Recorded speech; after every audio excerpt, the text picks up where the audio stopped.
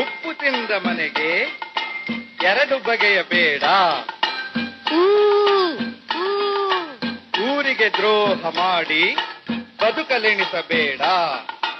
ಉಪ್ಪು ತಿಂದ ಮನೆಗೆ ಎರಡು ಬಗೆಯ ಬೇಡ, ಊರಿಗೆ ದ್ರೋಹ ಮಾಡಿ ಬದುಕಲೆಣಿಸಬೇಡ.